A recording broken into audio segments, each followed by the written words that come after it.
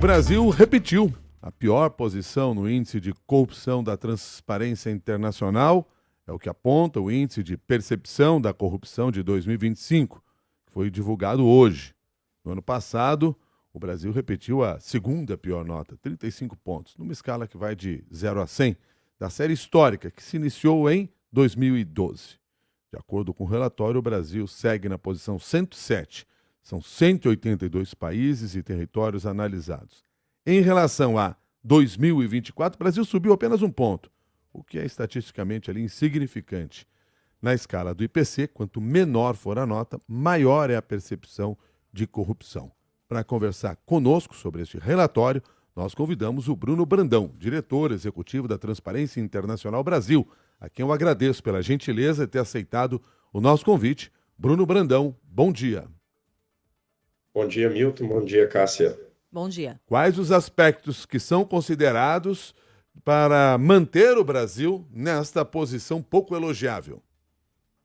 É uma posição muito ruim. O pior é uma estagnação nessa posição, né? Nós deveríamos estar aí com esforços para sair dessa péssima colocação, 107ª posição entre 182 países, né? Absolutamente incongruente com a importância do Brasil.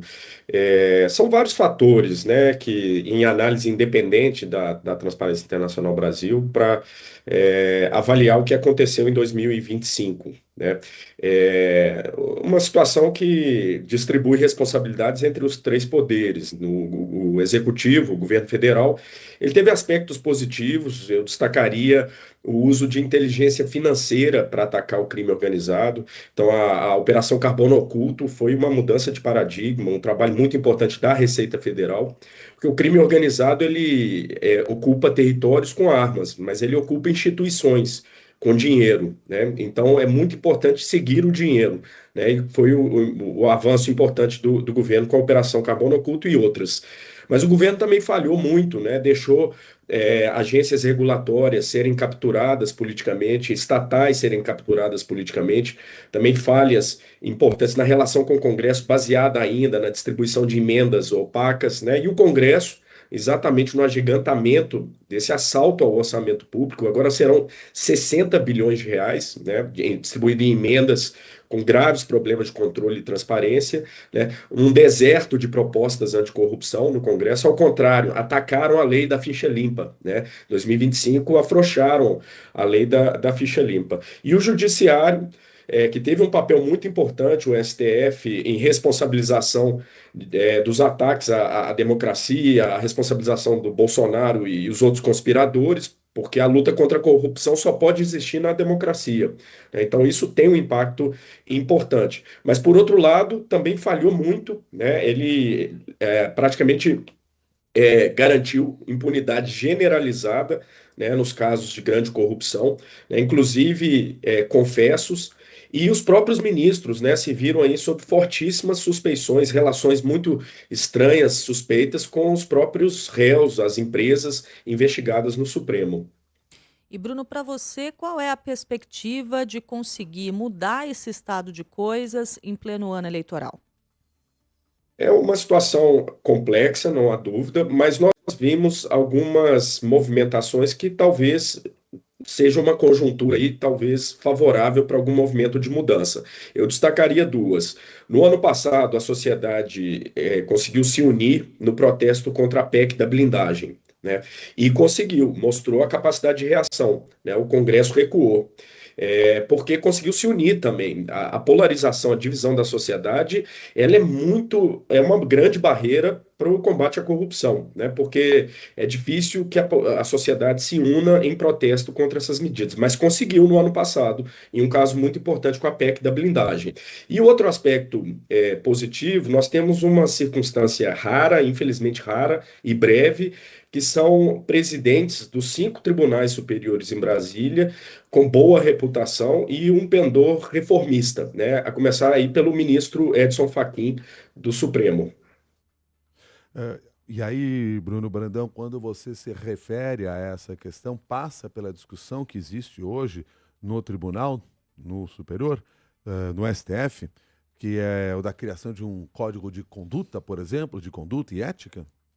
Sem dúvida. O código é uma medida até singela, é uma medida modesta para o tamanho do problema, né? A gente precisa muito mais, o problema é muito mais profundo do que isso. Mas o código ele tem uma importância, sim, e é uma importância até mais simbólica para a sociedade, e se ele vier suportado, né, apoiado por um movimento popular massivo, se isso estiver de fato priorizado no debate público, não vai ser letra morta, porque a sociedade vai exigir que aquilo represente uma mudança de prática real, uma mudança de cultura jurídica no Brasil. E agora, se a sociedade não se envolver nesse assunto, aquilo vai ser letra morta. Nós vimos que aquilo sozinho não vai ser nada, mas com a sociedade pode ser algo transformador. E Bruno Brandão, me permita pegar dentro desse mesmo tema para até compreender o seguinte, já que nós estamos falando de percepção de corrupção.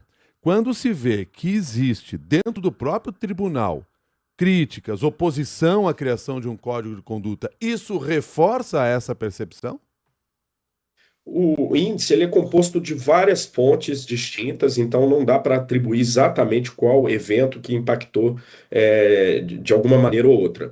Mas, sem dúvida nenhuma, o índice é baseado em credibilidade, né? E o Supremo Tribunal Federal, as instituições, elas vivem, a autoridade delas vem de credibilidade. Quando você ataca a credibilidade, a imagem de uma instituição, você está atacando a autoridade dessa instituição. E esse ataque está vindo de dentro do Supremo, né? Não é só de fora, ele veio muito de fora, mas hoje ele vem, os maiores ataques ao Supremo vêm de dentro do Supremo Tribunal Federal, com essas condutas absolutamente inaceitáveis, intoleráveis, de determinados ministros, né? Inclusive com condutas que merecem apuração. Bruno, explica para a gente quais são esses índices, ou pelo menos os principais deles que você citou agora, né? Esses indicadores que são utilizados para construir essa pontuação. Isso, o ranking ele enfrenta uma dificuldade muito grande, um desafio enorme que é medir um fenômeno invisível, né? A corrupção é invisível, a corrupção que a gente pode ver é a que deu errado, né? A que deu certo ou está dando certo, ela está acontecendo debaixo do radar, não dá para medir. Então nós temos que ter um aproximador, e o aproximador é essa percepção. E não é importante a compreensão que não é uma percepção do cidadão nas ruas, não é uma amostra representativa dos países, das sociedades. Ela é uma pesquisa sobre a percepção de especialistas, né? Então são normalmente estudiosos, acadêmicos, juristas ou empresários, investidores, né? Uma composição de grupos.